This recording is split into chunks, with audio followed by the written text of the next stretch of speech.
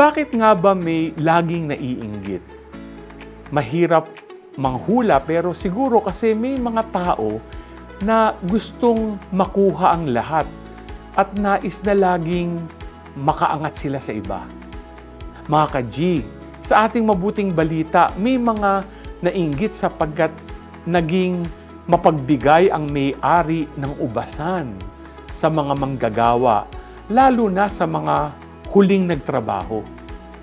Tandaan natin, kung ang basihan ng tao ang ating gagamitin, siguradong maiinggit tayo. Ngunit kung ang ating gagamitin ay ang pagtingin ng Diyos, tayo ay magiging mapagbigay tulad ng may-ari ng ubasan. Kaya naman tayo inaanyayahan na laging magpasalamat sa mga binigay na biyaya ng Diyos sa ating buhay upang hindi tayo mainggit. Gamitin natin ang pagtingin ng Diyos sa ating kapwa.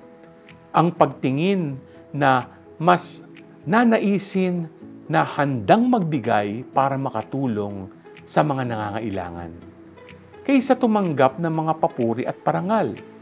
Tandaan natin, ang pagmamahal ng Diyos ay walang pinipili at pantay-pantay dahil lahat tayo ay Kanyang mga anak.